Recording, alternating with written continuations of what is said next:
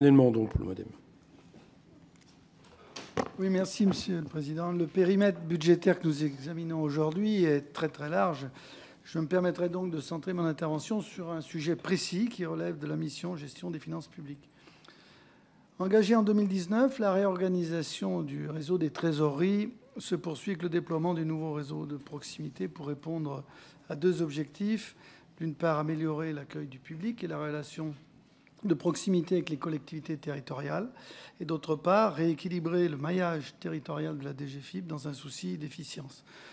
En passe d'être achevée, cette réorganisation semble tenir toutes ses promesses. Il est vrai que le nombre de structures de petite taille a significativement baissé, ce qui permet de renforcer la capacité de la DGFiP à garantir sur l'ensemble du territoire national une qualité de service plus homogène.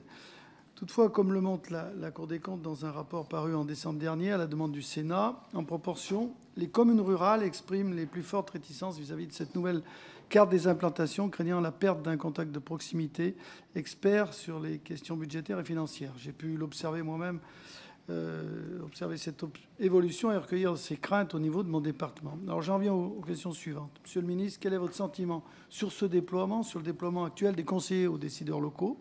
Permet-il de répondre à cette crainte exprimée en ruralité? Est-il bien accueilli par les décideurs locaux? Et s'agissant plus globalement de la réorganisation du réseau des trésoreries, 5 ans après son lancement, a-t-elle permis de faire des économies budgétaires ou l'objectif était-il d'améliorer l'efficience à périmètre budgétaire constant? Je vous remercie. Voilà, sur ces deux questions.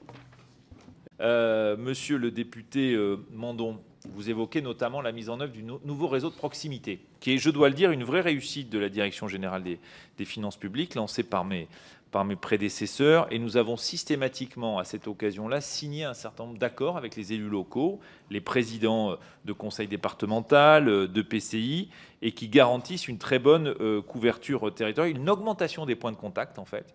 Parce qu'au-delà des services de la DGFiP, on a ouvert un certain nombre de points de contact. On est présent dans les maisons France Service. Donc, c'est plus facile pour les usagers désormais de nous joindre, de nous voir, de rencontrer nos services qu'avant. Donc, on a réussi ce nouveau maillage. Et parmi les éléments de cette réforme, vous avez raison de souligner l'importance des conseils aux décideurs locaux. Pour ma part, à chaque fois que je me déplace sur le terrain, je vois les élus locaux qui soulignent l'utilité, l'efficacité de ces conseillers aux décideurs locaux qui aident les maires, les élus à bâtir un projet, accompagner un investissement. Ils sont 917 aujourd'hui. Notre objectif, c'est d'en avoir 993 sur l'ensemble du département. Et quand on interroge les élus, à 88%, ils expriment une grande satisfaction.